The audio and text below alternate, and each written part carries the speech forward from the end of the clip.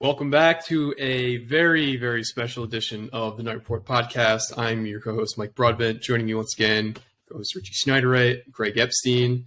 Guys, I don't think we've ever had a day like yesterday in Rutgers sports history. Maybe that's hyperbole.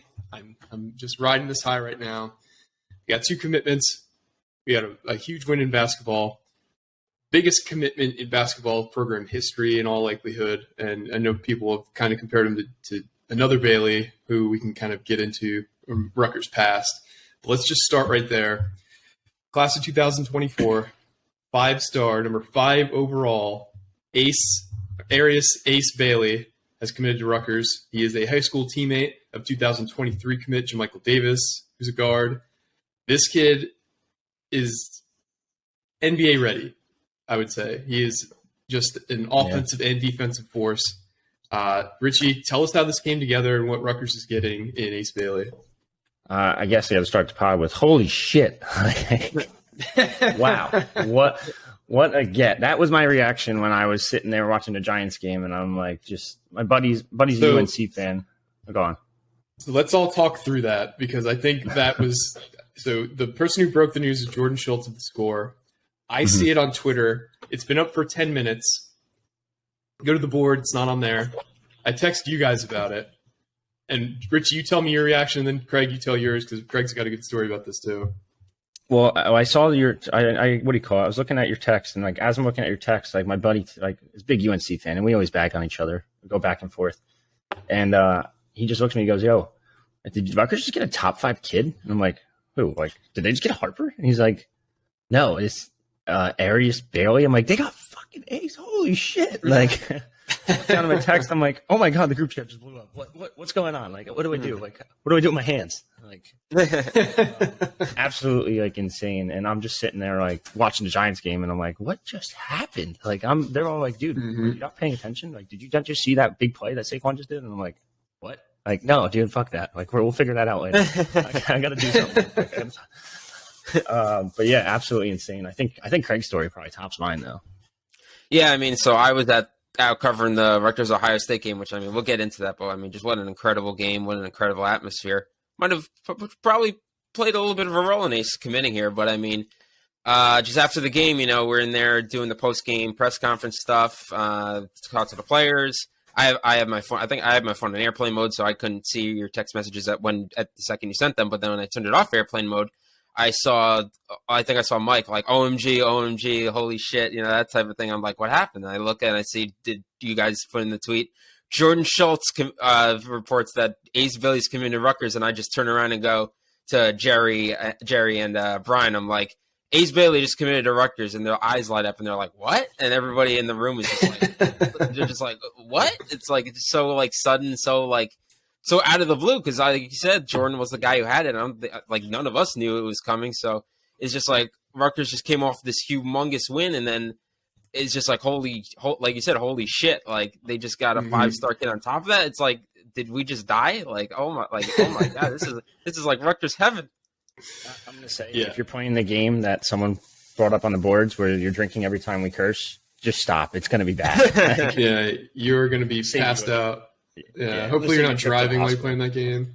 I didn't even think about that, but sure. But I don't know what you're doing on the weekends, but I mean, if we're trying to get people to play this game, most people listen to their car. So I'm just saying that's fair. That is fair. So anyway, I guess we'll go back to how your original question, how this all happened. I want to put some footage on the screen too. We can talk about his game and stuff. So yeah, no, as this all happened, Rutgers has just been pushing for him for quite some time. He visited campus twice. He took an unofficial in June, I think it was, and then took an official back in September. They've just been doing a great job recruiting him overall. I don't know what just happened to the screen because it just went black. Oh, okay, there we go. Never mind, it's back. But yeah, no, they've just been putting in the effort. Now, there's a unique connection here that we've mentioned in the past. Brandon Knight so long story short, this is a long one. He plays for Athletes of Tomorrow, the AAU program. It's ran by Omar Cooper, who's a Jersey guy, father of Sharif Cooper, who ended up actually going to Auburn, who was a finalist as well. And his sister is a former WNBA player, played D1 college basketball, is the goddaughter of Brandon Knight. So there's a unique connection there between Cooper, who runs the AAU program, to Brandon Knight, who's just been recruiting like crazy ever since he got this new contract extension. He's easily earned it, in my opinion, at this point. But yeah, they just put in all the effort. It came down to Rutgers or Auburn. I know he had a top 12 with Kentucky and a bunch of other schools, Tennessee. I just had it West Virginia. Was it West Virginia? Were they? Yeah, West Virginia, Arkansas, Memphis, Texas, Georgia, South Carolina, Oregon. And honestly, at the end of the day, NIL actually played a factor. I know we've been talking about it on the boards. People are like questioning me when I said, don't count out Rutgers. Like, I know this is an NIL-driven recruitment a little bit, but don't count out Rutgers here. And people are like, wait, what do you mean? And I'm like, yeah, like Hoops got it down. Hoops knows what they're doing. Trust Pike. We like Pike, and just a great win for Rutgers. This is just it's insane. They got a top 5. This is a one and done. Like, I didn't think we'd get to the point where Rutgers is getting one and done. So this is a guy who, this is like what NBA teams look for in a high level prospect. Between the height, I've seen him listed between 6'9" and 6'10". He's super lengthy. He plays great defense. He's got a really well developed mid and outside shot. Like he has like really, really pretty shooting form. Like he's just like picture perfect in terms of like what you want a shot to look like. He's shown the ability to hit from outside, from the mid range, turnarounds. He's got a lot of moves. Like he's got that dog in him. There's a bunch of clips of him online, like, guys coming at him because he is a top 5 recruit and just like dominates them. And he's also got handle. Like there's plenty of clips of him also just like taking the ball up, blowing past smaller guards, and dunking on centers in high school. Obviously, you're not going to face many kids his size in high school, but he shows just this like huge bag of moves, this huge like tool chest of things he could turn to in a game, where he's just so polished and so well rounded as a prospect, and he's so freaky of an athlete. Like, look at this, the clip's on the screen right now. He takes the ball up at half court, crosses a guard over, and then yams on a center. It's just like, you saw my reaction kind of because I watched it like as you were talking, and I'm just like, oh shit! Like, yeah, he just like flew there. That was just crazy. There's a bunch. Like you could just keep going down the list, and there's like the kid's just legit. Like, and it's really tough when you're comparing guys at the top 10 in a class. I think it's fair to come in with really lofty comparisons. The few comparisons I've seen of him, which I kind of like, are Jabari Smith and don't kill me for this, guys, but KD. I think there is some KD to his game. I don't think he's the level of prospect KD was. KD was the number 2 recruit or the number 3 recruit in his class. But this kid's just got it all. I can't say anything. I can't like, there's no end to the superlatives for how good this kid is. I think I know that. Yeah, and I mean, I was just looking at that. Just that picture of him in the Rutgers jersey. I just look at it. You just look at him. He's like, the kid's a junior in high school, and he already has like a college level body. I mean, I guess he can put on some more weight, but I mean, you look at him and you're like, holy crap! Like, how do you guard this guy in high school? Like, this guy is just insane. It's just. I think you don't. That's why he's dropping as many points. That's a good answer. But just like, look at him coming off screens there, like just pick and pop, like. So, oh man, this guy is so good. It's absolutely insane. And like I was just saying before, I think I know that point guard. I think I know number 0 right there, right? Yeah, that's Michael Davis, and that obviously played a part in his recruitment. They've played together for their entire lives, basically. They're really good friends. We speculated that we took Michael Davis in part to hope it helps with Ace Bailey, and it looks like it definitely played a part. And I believe they were both at the game yesterday, right? Yes, they were. Correct. They were both there. Maybe that was the icing on the cake. Maybe he was going to do it regardless, but this was just a huge, huge thing for Rutgers to not only get him on campus again for the 3rd time, but also to just lock him up. Like, that was it. And it seems like he's all in based on everything we've talked to people about. Now you have number 91. You have number 5. Who's next? Is it number 10? It could be. What do you think? Do you think that us landing Ace Bailey helps with Dylan? I'd be lying if I didn't say it slightly helped, But at the end of the day, I don't think it plays a factor whatsoever. For 98% of it doesn't play a factor because it's just like end of the day, Dylan's between Duke and Rutgers. That was regardless of Ace coming or not. Does it inch Rutgers a little bit? Maybe, but not a ton. I don't think that either one really affected one another's recruitment.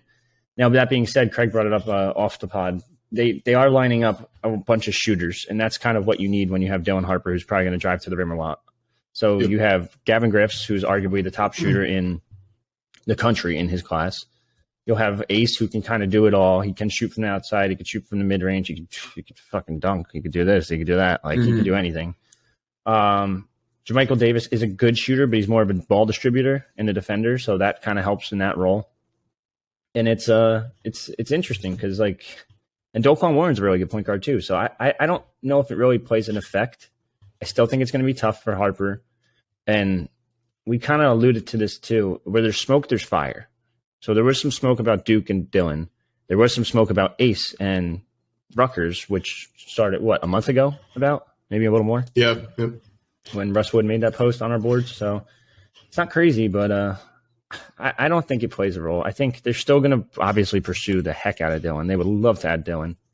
But I'm not sure how much it affects his recruitment overall. Yeah, so we'll see. I think the further away from the Duke visit we get, the more it probably helps Rutgers, especially if we can get Dylan back on campus for a game this season. That would be huge. Because there was a lot of Indiana smoke after he visited Indiana because the Indiana visit went well, and there's no surprise if your visit goes poorly. That means like you got to really try to fuck up a visit for these kids because it's just like a templated thing. Like you take pictures, you go to a game, you get to eat lunch in these bougie lounges or recruiting areas. Like it's designed to be a good trip. Like you really have to like be like totally negligent to mess up a recruiting trip. But yeah, I think if they can get Harper on campus a couple more times, his brother's still obviously going to be in his ear. I don't think his family's going to push him in any direction though. Like if Dylan's like, Ron, I really, Duke's where it's at. Ron will support him 100%. I have no doubt about that. But Ron's, as long as he's uncommitted, Ron's going to definitely be pushing him.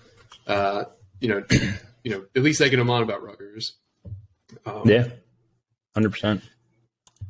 But the national reaction too has been really cool.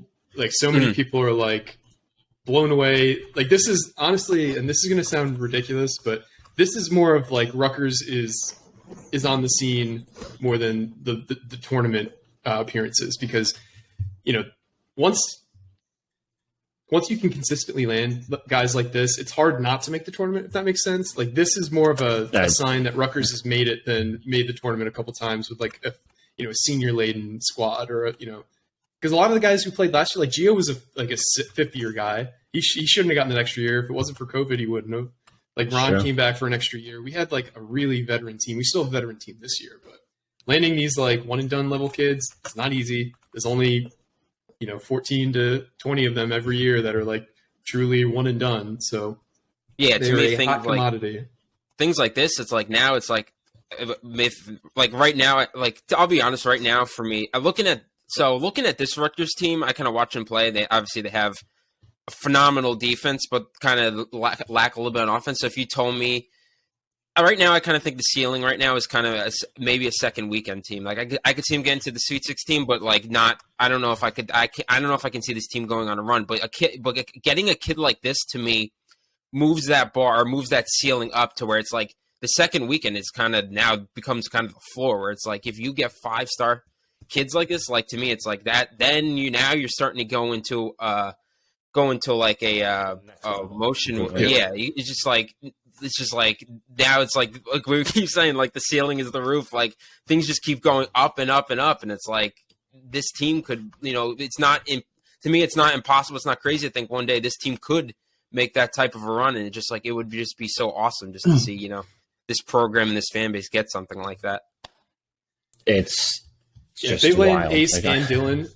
It's hard. Yeah. It's hard to not imagine that we're not in the preseason top 15. We're not, a Big Ten favorite going into the season. And if we're preseason top 15 and we're a Big Ten favorite, that means we're also a national title team, a contender. Like this is not hyperbole, guys.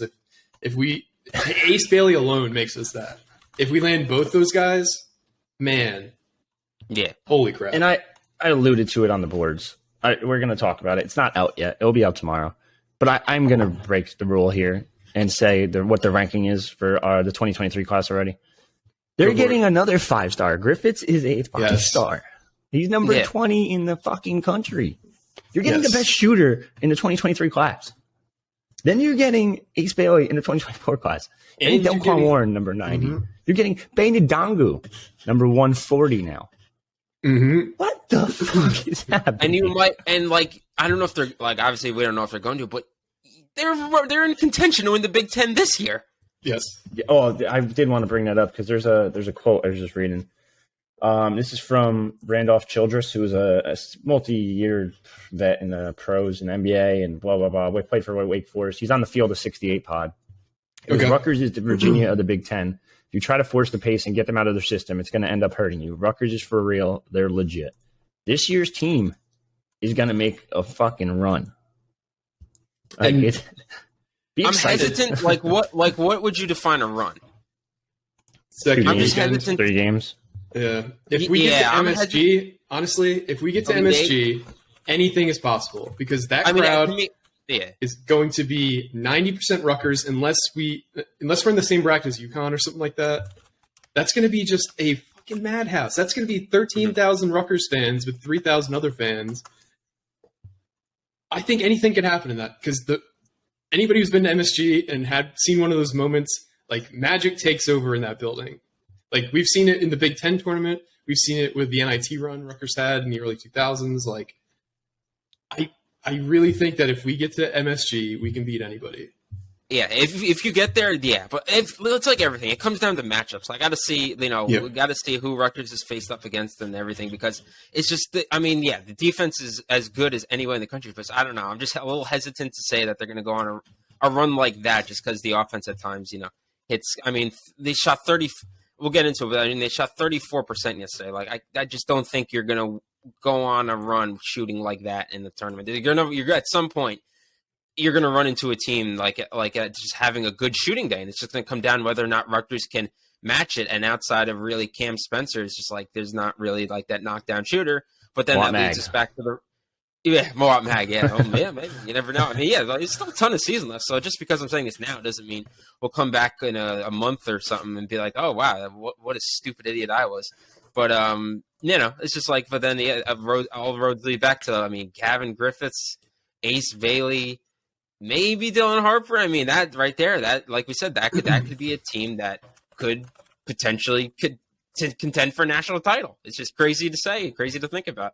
Let's talk about what Rutgers would need to kind of develop in the second half of the season to really make us a dangerous tournament team. It's a reliable second scorer because right now Cam is the guy that they're looking to when they need a big shot. But yesterday, Paul hit a couple clutch threes. Moat Mag hit that clutch three. If one of those two guys can just be really consistent, because Paul has had some awesome offensive games, but he's also just totally disappeared.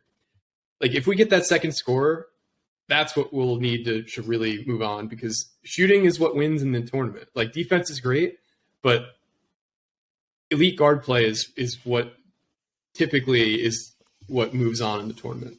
Mm-hmm. Yeah, for the most part. But, you'll see teams like Virginia. I know I just said the quote that compared Rutgers to Virginia, and they've made runs in the past. The round of 32, they made it to 2015, 16, or 14, 15, 16, 17, 19. They're making significant runs. 2016 and 19, they made the Sweet 16. 2019, they won it all in 2019. Yeah, what am I saying? Yep.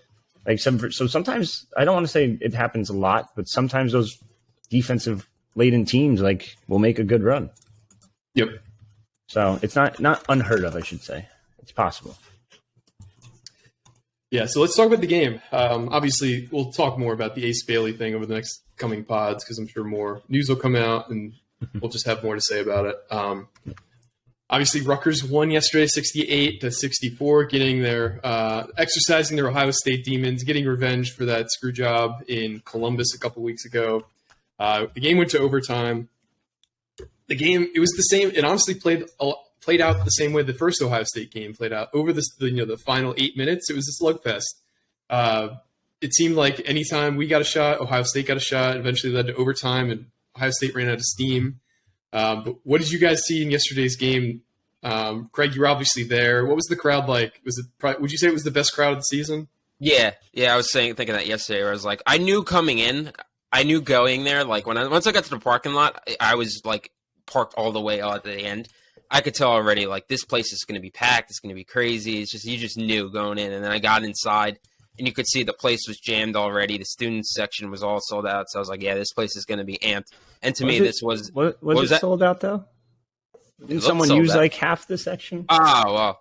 I'd like to think that even if those guys didn't go, it still would have been sold out. Yeah. But, those tickets aren't sold anyway, so... Yeah. Students. Yeah. But I mean, it was amped, and then just going in, I just knew like this game is going to be crazy, and then the game itself was just pound for pound. I basically like watching it. I was like, there's no way I can like try and write like a recap trying to keep with this game. It was like 17 lead changes, 20 or 22 ties or something. It was just basket for basket, back and forth. So I was like, I know how this goes at this point. Like it's going to come down to which team can make the big shot at the end. And then and then at the end, I saw Cam almost hit the, he had the chance for could you imagine what that arena would have been like if Cam hits that shot at the end of regulation? I mean, the place would have been just insane. And then, so he misses that, goes to overtime. So it's like, okay, and then it goes to overtime basket. Just like the entire second half and overtime was just basically basket for basket.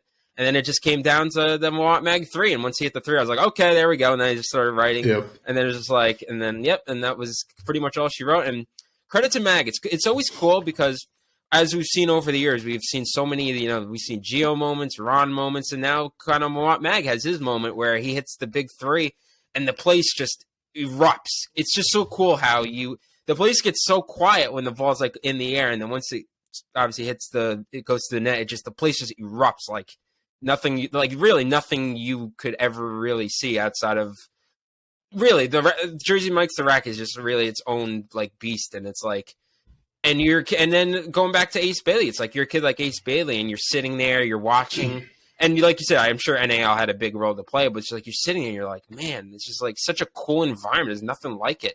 And it's like, of course you want to play here. Like it's just so awesome. So, I mean, you want to say something, Richie? Yeah, the stat sheets, man. Like just the box score. I just keep looking at it over and over, and you can't hype up Cam enough. I know everyone's like, yeah, he's a great scorer, but 21 points, 7 rebounds, 6 assists, 4 steals. That's a fucking stat sheet right there. And this is on an off shooting night too. Like he only missed 1 free throw the whole season coming into tonight. He missed 2 last night or yesterday afternoon. He only went 2 for 7 from 3, but he was still like, I didn't feel like he missed many shots, but looking at the stat sheet, he did. Yeah, him. Then you got Caleb's stat line, which was 10, 7, 4, 2. Want Mag had 15 and 8. Mulcahy had 8 or 6 and 4 and 1. Like it's just, and this was kind of an off night for Cliff. I thought a little bit. It was offensively, yeah. Offensively, he was he was. I don't know. He always has a tough time against Zed Key. It's very weird, but he played very well defensively. So he also, he was hitting a lot of free throws. He hit his first 6 free throws. So he went 6 for 8 on the day. He's improved a lot from the line. I gave him so much credit for that. The whole team has. I mean, you saw Brightman's article the other day. Like, holy shit! Like, their free throw percentage is the best in like 50 years or something at this rate. Yeah, it's on pace to do that or something. Yep. So where does Cam Spencer in total steals? He's got to be pretty close to the top, right? He's got to be. Cliff had 6 blocks yesterday too. Yeah, I remember he had like 3 in the first half. I think so. I was like, and one of them I remember was just him. I mean, he just swatted it to like the second row. I mean, it was just crazy. This isn't including yesterday, but before yesterday, he was 1, 2, 3, 4, 5, 6, 7, 8, 9, 10. He was 12th, but the difference was 12 steals. So probably if you add those 4, and I'm not changing anyone else's, obviously, because I don't know what their numbers are, he'd be 4th currently. Jeez.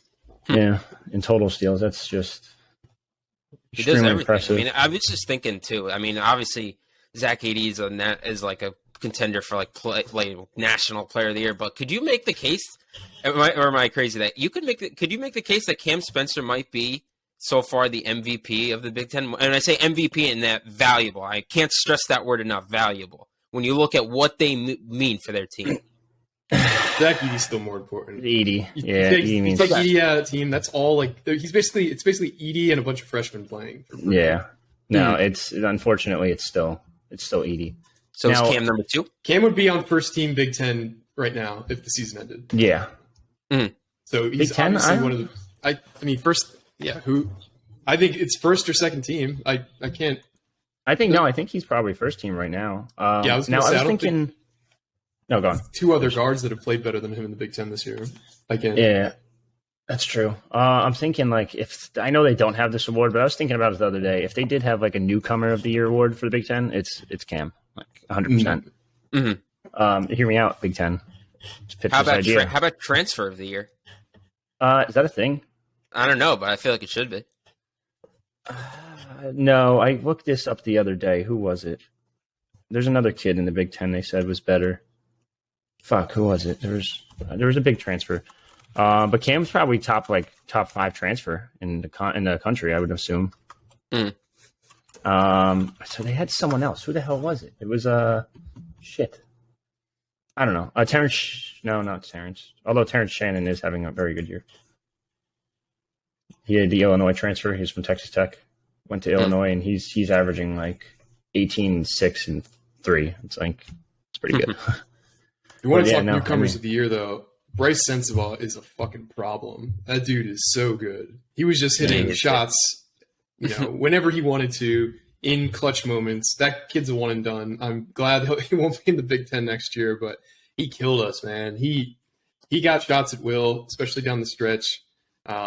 He's on my I hate this guy Big Ten team. And I imagine he's on a lot of teams as well for other teams. But yeah, I fully expect Gavin Griffiths to be on that team next year. And that all I hate you Big Ten. Yep. Yeah. Yeah, with those goggles, that's just I hate to say it. Like you see that on the court and you see this guy draining threes in front of you and it's just like motherfucker. Like yeah. Cam might be on that list right now for other obviously fan bases. For sure. Yeah, 100%. He's definitely on 2 of them at least. And he might talk more shit on the court than anyone I've ever seen at Rutgers. That's the best part. I love it. Did you guys see that clip of it was like the alternate view of him hitting that shot and you get the audio. He's like, got awful quiet in here against Northwestern. Yes. Oh, yeah. Yep. No, he talks more shit than anybody though. I love it. Like it's hilarious. So now Rutgers is in sole possession of second place in the Big Ten currently. They're a half game behind Purdue. Rutgers' next game is on Thursday at Michigan State. Michigan State's tied for third place in the Big Ten right now. A really tough game. Michigan State might be playing the best ball in the Big Ten right now. We'll definitely have a preview pod for that. But Rutgers' schedule doesn't get any easier moving forward if you kind of do a bit of a look ahead. So Rutgers plays at Michigan State on Thursday, and then they play at home versus Penn State, I believe, on the following Tuesday. Then they play at Iowa, and then Minnesota and Michigan State again at MSG. So Rutgers has an opportunity here to really kind of surge to the top of the Big Ten leaderboards because Purdue's only loss on the season still is against Rutgers. And Purdue also plays at Michigan State, at Minnesota versus Maryland, at Michigan. Then they play Michigan State again. It's almost like they're following our schedule here. Very creative bunch in the Big Ten. Yeah. The upper echelon, I should say. Mm-hmm. I mean, Michigan State, it'll be good. I think that'll be a good measuring stick game, though. I mean, like you said, Michigan State's playing unbelievable ball, kind of that. Right now, I'd say the Big Ten is kind of. The Big Ten is good from top to bottom. Right now, it's kind of like a little bit of a 3-team race right now between Purdue, Rutgers, and Michigan State are kind of that top of the top. So it's once again, it's just gonna be another great test for Rutgers to see if you can take down Michigan State, especially at Michigan State. I mean, geez, that's just Michigan's playing really well too. They had a slow start, but yeah, that's true. I mean, it will probably. Things will probably bunch up as we go along. But right now, it's kind of like if you can go into Michigan State and beat Michigan State, just once again, you're proving that this team could be special, and it's just crazy. Yeah, before Illinois beat them at home, they'd won their last 7 games. They won at Wisconsin. They beat Michigan at home. They beat Penn State on the road, and while Penn State doesn't have a great atmosphere, Penn State's really good this year. They're definitely underrated. I'm sure you've seen that, Richie, because you've been covering them. But Shrewsbury's got I those guys compare playing really them. well. I compare them to Pike all the time. Like they play really good defense. They hustle, they rebound. He ended up getting a really good transfer in former Siena guard Jalen Pickett, who's been dominant. I don't want to make this like the Penn State pod, but it's if you watch their team play, like just watch one of their games. It's basically Pike all year 1 and year 2, and it's all way more focused on 3-pointers. Yeah, they're chucking a lot, but they're going in. So Yep. Yep. but I think that will be a tough one. But every game's a tough one. I don't even know why we try to like predict this anymore, because this is the team that goes on like this crazy 7-game winning streak, and then it's like, yeah, this is the team that lost in Minnesota, and it's like, the fuck. Like and it's just crazy. I don't think Ohio State's bad really by any stretch, but now they've lost 4 straight, and they've kind of tumbled now to the bottom of the Big Ten. It's just like it shows you there's no room for like error in this league, because you lose 4 straight, and next thing you know, you find yourself in the basement. It's like, holy. Ohio State played good enough to win yesterday. Let's be real. Exactly. Yeah. Rutgers they had, if we needed, 15 shots to win, Ohio State made 14 and they missed their 15th. It came down to, a couple shots, and Rutgers made them at the end in overtime, and Ohio State didn't.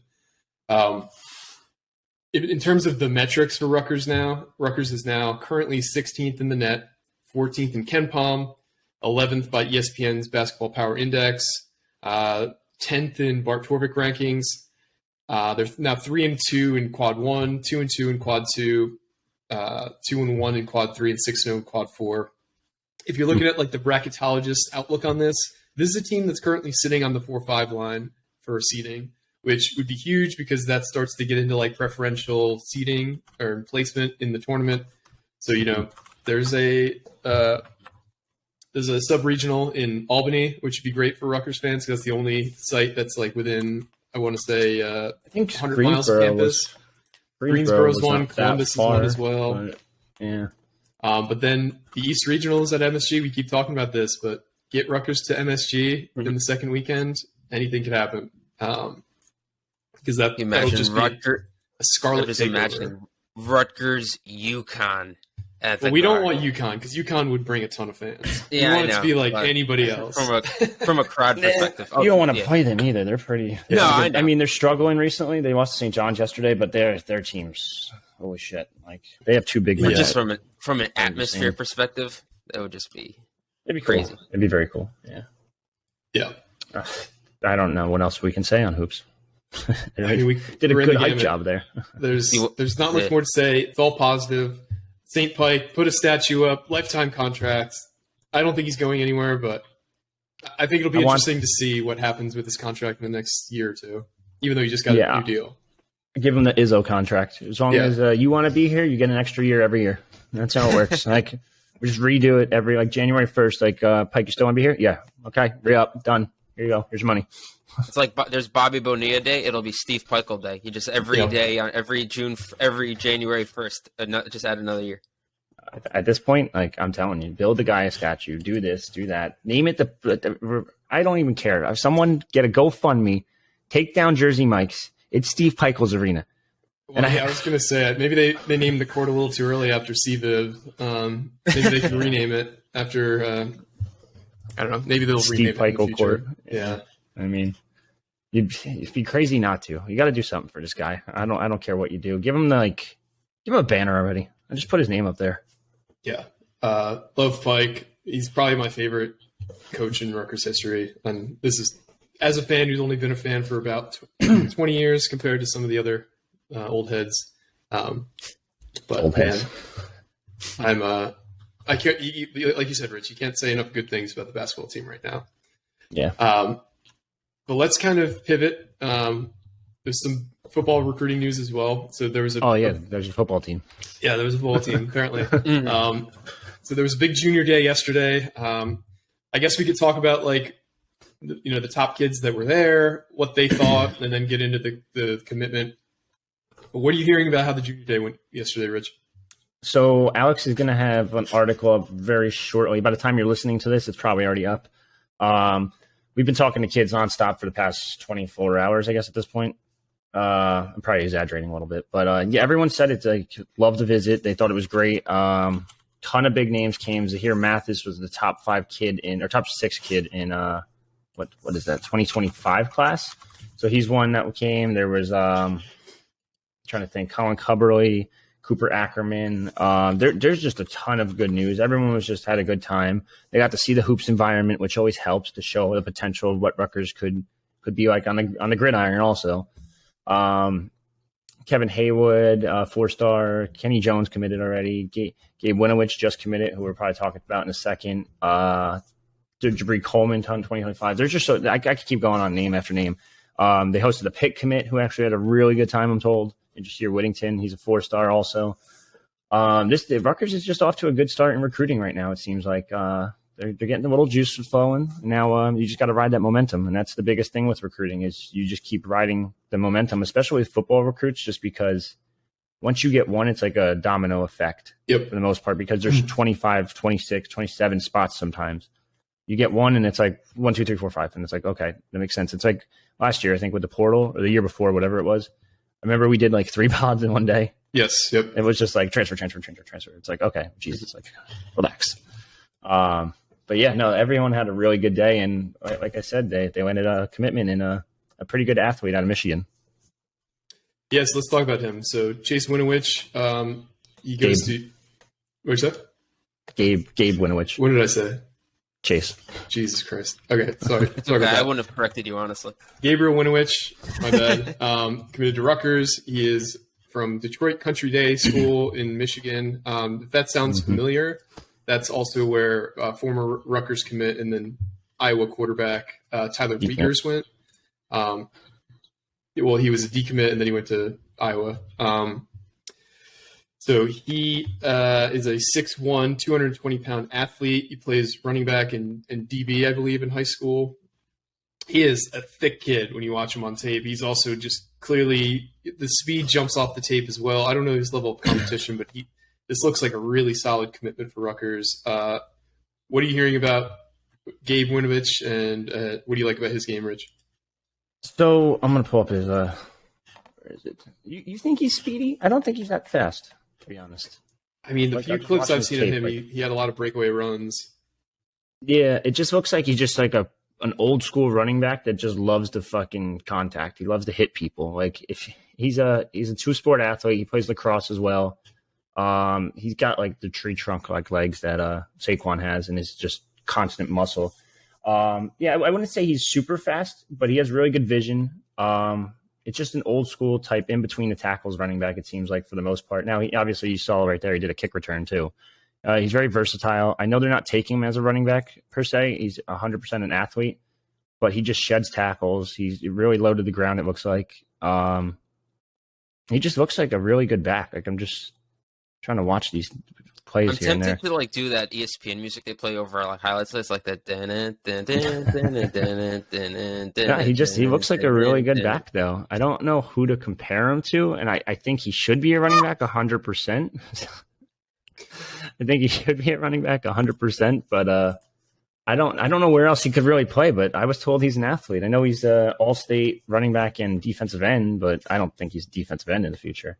No, but yeah, this is a really good early get. He doesn't have many offers yet because he hasn't went to many places or camped to many places. He's only got Rutgers, Maryland, and Marshall, but it's a really solid athlete. Really good prospect. Like I said before, he's super athletic, so he's a 2-sport athlete. Plays lacrosse for Country Day.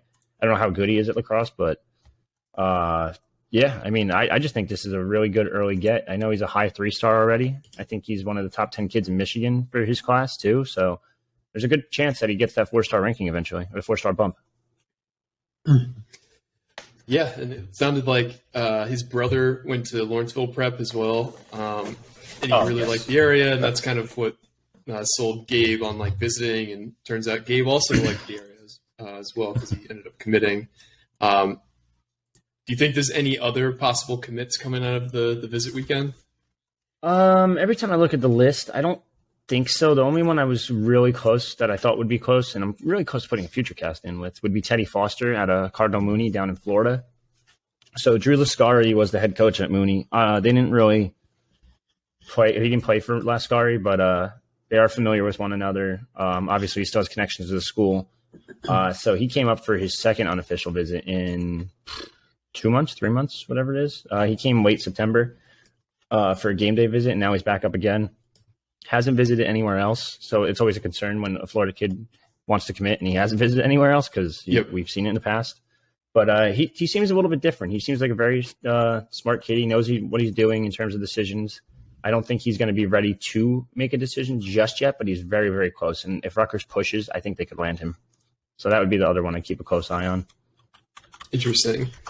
But yeah, Rutgers really needed a bit of a boost to the future classes between 24, 25, and 26. Getting an early commit like Winowich is a good way to start that. Also having, an awesome atmosphere at Jersey Mike's, because this is kind of for any recruit who hasn't been to a football game, it's not like you're deceiving them, but if you can see like this is what it looks like when a Rutgers team succeeds, be a part of turning this football program around. This is what it'll be like when our team is fully turned around for football games, because it will. If Rutgers starts winning, SHI Stadium will be a madhouse again, because it was for the post Louisville 2006 years.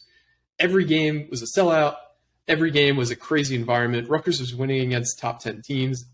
Anybody who's going to games, we beat Louisville, we beat USF when they were both ranked number 2. Like Rutgers can be that crazy environment for football games. It's just you can't just throw stinkers out there, and that's what it comes down to. Once this program is fully turned around, that can be the vision you sell, and that's probably what Greg's saying is like, once we're to where the basketball team is, this is what you're going to see on game days.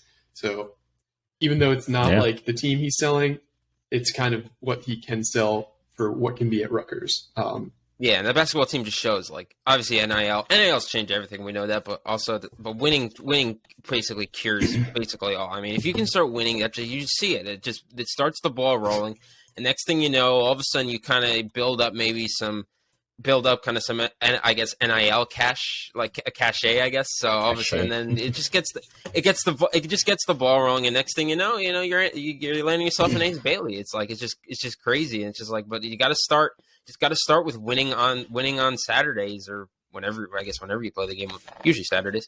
But just as like we always go back to, it's just like you got to start off. To me, the expectation, at least going into the season, is 6 wins, bowl eligibility. That's kind of where you can start building some of that momentum, getting some of these recruits, and show that, hey, we might not be the top of the class now, but if you can come here, you can help us build to potentially being like that. And it all just starts with winning football games. Yeah, I know. It's tough. Football, it's such a harder rebuild. You can't do it with 1 to 2 kids. Like you need 25 kids, honestly, or something like that. Like you need the classes to like really build up that reputation. And I know maybe he turns it around, maybe he doesn't with football. No one really knows. It's going to be tough. It's going to be really hard. NIL plays a huge factor now, because NIL was very dominant in basketball for a long time, and everyone knew about it. Well, now it's dominant in NIL. Yeah. Here's McDonald's bag full of fucking cash. So it's very tough to now it's in football. Now it's like extremely tough to compete. And it's so out and about there. You can't just buy 1 to 2 players and make a team. Like it's going to be hard. Like it's not going to be easy for Rutgers football, but they got their staff together for the most part. And there's also it's not a cure-all either. Look at what happened with Miami, and look at what happened with Texas A&M this year. 2 of arguably the biggest NIL budgets in college football. They buy a whole new roster. It's a bunch of mercenaries, and they totally shit the bed. Like Texas A&M started the season as a top 10 team. Then what did they finish? 5-7.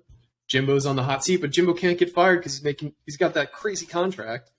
Mario Cristobal's first year, he basically like turns the program over, so he's got a little bit more like wiggle room there. But Miami, I don't even know what they win. Would they go like 6-6 this year, something like that, in a bad ACC? Really bad ACC, which is going to be ran by Florida State next year. But that's besides the point. But then you look at the other side of the coin. USC shows basically what you can do in NIL. I think it's a little bit different of a story because Lincoln Riley is one of the best coaches in college football. He brought over a Heisman quarterback. Like anytime you bring over, a guy who knows your offense, first of all, and Caleb Williams. Second of all, is as talented as him. It's hard to lose given that situation. And Miami and Texas A&M didn't have a high level quarterback that they were bringing in. It was basically the team around the existing quarterbacks. That's what it comes down to. It comes down to quarterback, and we know Kirk wants a guy that's accurate. I don't know if Wimsatt starts if that's the case. I think Evan Simon might be the starter next year. So I'm just looking a little too far ahead, but it's going to be interesting. I do think that's a great transition as like one of the last topics to talk about. So Kirk Sorocco made his Rutgers debut against for the Ohio State Junior Day. He was seen in person. He was with the recruits. He was, schmoozing. He also made his first offer to a quarterback, Stone Saunders, in the 2025 class out of Bishop McDevitt. He's a bit undersized, but Stone Saunders is, he's really accurate as a quarterback, which, like you already said, that's honestly, this should be any quarterback evaluator's first thing they look for is he accurate? Because if he's accurate, that means he's probably got good, repeatable mechanics to begin with, because that's so much of it, because deep balls are always going to be less accurate than short passes. But if you have good mechanics, you're just like more likely to get the ball where you're trying to get to. So, some guys just started playing quarterback, and that's one thing. But if you've been playing quarterback since Little League or Mighty Mites or Pop Warner, whatever you played, it's really tough to kind of switch up how you throw the ball versus if a guy starts playing football as a junior in high school or something like that. Yeah. No, it's accuracy. Accuracy is always going to be number one, and they're going to try to make it work, I guess, with the current roster. We'll see what happens post spring, but right now it sounds like they're going into spring with the three quarterbacks that they currently have in Johnny, Gavin, and Evan. So we'll see what happens with football. It's going to be interesting. And Johnny just enrolled too, so he'll be in spring practice. Yeah, so which is huge, we'll see what he obviously. can do. Yeah, of course. I don't know if he'll play at all, but we'll see. So there's obviously two spots still open on the offensive coaching staff.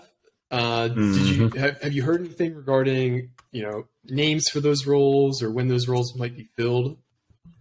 I thought they would probably try to get them filled before Junior Day, just so the kids can interact with these guys. But Scott Ballone's taking over OL for now. Could be a permanent thing, could not. He's on the road. He's out there recruiting. I wouldn't be shocked if they just gave him the job at this point. I know Schiano's going to aim for the home run hire first and foremost and try to figure that out, but it does sound like Ballone's got a pretty good shot at that job. In terms of what's the other one? Tight ends. I haven't heard anything. It's like extremely quiet right now. I'm assuming their second junior day is what? Is it next weekend? It is next weekend. 2 weekends, the 28th. So they're going to try. They'll obviously host kids on campus in between then. They'll also be out on the road for the most part. That's where it gets tough, is you have to balance recruiting with adding a coach. And it's like, it's extremely tough for a guy like Schiano, who's going where was he at last week? He was in Florida on Monday. Then he has to come back he was on Florida on Friday. He has to come back to Pennsylvania on Saturday. He's got to go to New Jersey on Sunday for the junior day. And then this and that and this and that. And it's a tough balance, but he has been reaching out. He has been putting out feelers and calls. We know he already called Darnell Stapleton, who is staying at Florida for now. I'm sure Callahan has a call out there in Minnesota. I'm sure there's probably someone else we don't know about that has a call, but it's all quiet. It's all quiet on the Eastern Front. Interesting. All right, so stay tuned to the boards and Twitter, because if it's anything like this past hire, it'll just kind of come out of nowhere. And I'm mad at myself. Because I couldn't. Like, we've been talking about how Schiano likes to hire from his own tree, guys he's comfortable with and familiar with. We should have put the pieces together with Soraka, because all the tea leaves were there. He got the extension in December. We know what Schiano likes to look for in a coordinator. He likes to play this complementary football. He likes to play ball control. Obviously, Kirk has been his OC in the past. I'm kicking myself over that we couldn't put those pieces together. But it's tough. Once you got that extension, I think it was more like, all right, yeah, he's not going to Rutgers. He's got big money, and it's like, yep. All right, we kind of pushed it aside, and a month goes by, and it's like, oh shit, Rutgers has big money. Like, yep. What's the quote, Craig? Money. What's the quote that you've been saying? What? It's like they don't have the money until they have the money. Oh yeah. I think they don't have the money until they need the money. That's more what it is. That's it. And by the way, I don't want to bring in a sour note, but Richie, didn't you want to mention something about Gavin about his eye? Oh yeah, I forgot about that. Yeah, so Gavin Griffiths. Gavin Griffiths got in. Griffiths, yes. Oh yeah, Gavin Griffiths, not Gavin. Yeah. Although, hear me out. I've seen the passes he threw this past season, and it's like, maybe he needs glasses. No, but yeah, Gavin Griffiths went up for a lay-in or dunk or whatever it was. He drove to the rim the other day and got elbowed in the eye. I think we were talking about before, the orbital, whatever this is right here. I'm not going to show it on screen because it's pretty gruesome. But his eye is like swollen shut completely, black eye, broke a couple bones in his face. So he'll be good, obviously, give him time to heal. But I don't think you'll hear much about him playing-wise anytime soon. But at least he's been out there enough to get that 5-star rating, which is huge. Yes, number 20 and number 140 now in that class, along with Michael Davis, who I think is pretty underrated, a little raw, but very good player still. So we'll see. I think Rutgers 2024 class is currently top 3 also. Is it? You might know better than me. They have 2 top I didn't 100 look at the rankings, commits. to be honest. Obviously, it's a long ways to go, but really lofty rankings for Rutgers in basketball recruiting. And basketball recruiting is weird, too, because, like, remember the year that we had a top 10 class under Mike Rice, and it's because we took, like, 7 guys? Yes, it's extremely bizarre. Yeah, so you typically only take 2 to 4 players in a recruiting class. So if you have 4 players and they're all low 4 stars, it's going to rank higher than if you land just 2 kids and they're both top 50. It's a weird system. Mm-hmm. Obviously, you'd rather have the 2. I'm just imagining Gavin. Like I'm just imagining Gavin. I don't think he does. If you said Richie, but I hope he doesn't. But if he was to need the work done on the eye just to fix it, it'd be like they get him. They're like, the guy has great shooting. It's like, but what if we could make his act, like, what if we could make him better? Like, they like make him like the $6 million man. Oh my god. End it on that. Yeah. All right, guys. So anyway, real quick, I just got to throw 3 things out there. Number 3 in 2024 currently. Number 30 at the moment. Wait till it changes tomorrow. They're going to go up. Number 30 in 2023. I think that with the 2 new additions, it will put them in the top 25 somewhere. I don't know where exactly. Whatever. We'll figure it out tomorrow. What was the third thing? I had something else I had to say. Oh, shout out to Skang. That man's got the craziest suit ever.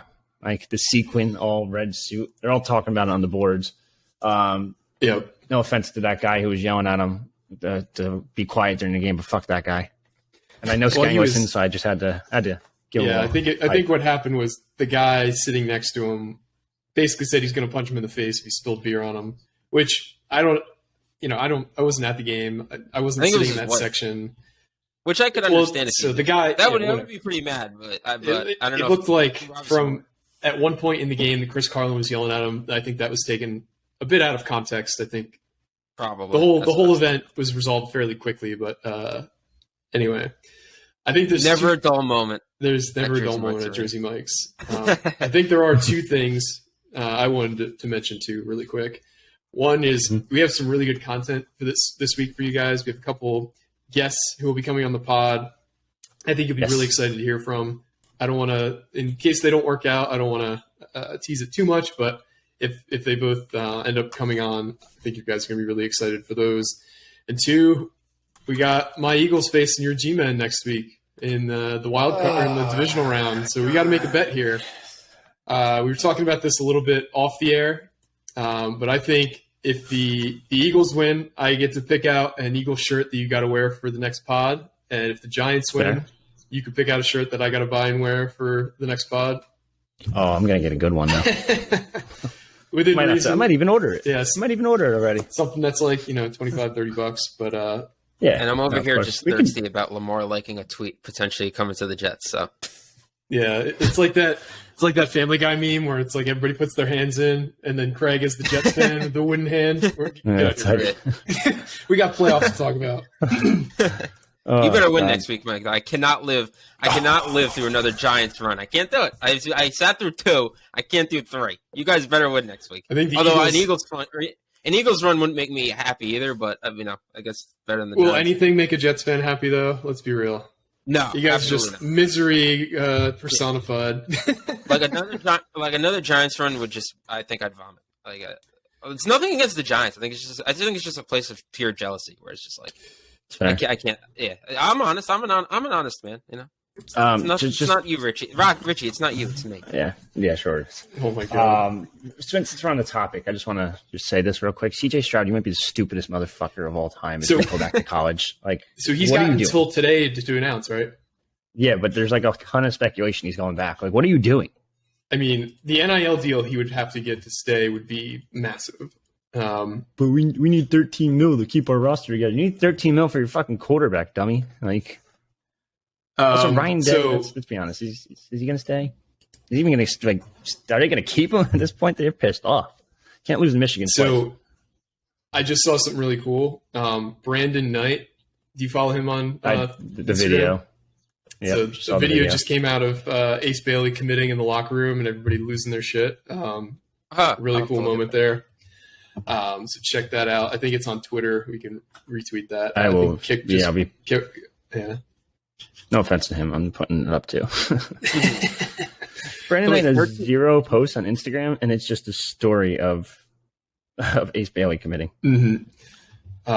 So going back to Stroud, the 13. So you're saying 13 mil to keep Stroud? No. I'm just throwing a number out there. But okay. I mean, you need significant money to go back to college, in my opinion. Just to get, I mean, I guess at the end of the day, getting to the national championship is awesome. But just to get your ass kicked by Georgia again. So by Rutgers. So here's my thing about CJ Stroud. He struggled a lot this season. If you go and look at some of his game logs, he had some really, really, really bad games. But then he goes against Georgia and plays the best game of his career. This is a weak quarterback class. Yeah, they're talking about freaking Will Levis going number 1, which is an absolute joke. So when your main competition is Will Levis and Bryce Young, you're going to have teams that pick apart those two to know it. Because Bryce Young, he's probably the best quarterback, but he's small and he's slight. It's different when you're small and have a frame like Russell Wilson where you can take hits. He's thin, man. He is tiny. He's probably going to measure in at 5'10", 180 pounds. That is not an NFL quarterback's frame. And then you have... I can't believe they kept it so close against Georgia either. Georgia's just... They should have won that game. They were a field goal away from a national championship. I know. I'm just stunned. And then you watch Georgia just completely embarrass TCU. Georgia's just a friggin' minor league NFL team. They would beat some NFL teams this year, undoubtedly. But then you look at next year's class, you have Caleb Williams and you have Drake May, who are definitely going over CJ Stroud. Those two guys. Can Drake May go? Drake May can go next year. Yep. He did redshirt. Wow. Okay. 21, 22, 23. But Caleb Williams is going to go number 1 in any draft he enters. So. I don't know. I don't get it.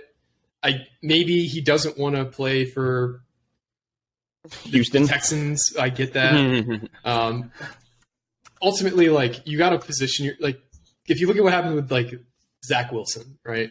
He goes to the Jets. They play him right away rather than play a veteran. They've already talked about how that was a mistake. They probably should have given him some time to develop. But you got to land in a good spot. Because you've seen, look at Daniel Jones. Daniel Jones is a great example. The organization was led by Gettleman, who was a terrible GM. They had 2 terrible coaches there coaching him. Look at what happens when they bring in a good coach. They instantly can they don't even have good players around him. They have Saquon and a good offensive line, but they are scheming up ways to get him, easy button passes. Daniel Jones looks like a good quarterback with a good coach. That was always his thing. He's not a superstar, but he can be competent when they have a competent offense. And the Giants have put dog shit around him for 3 years. And year 4, they have a good coach. And that's so important to land in a good situation as a young quarterback because it could just tank your career if it's not.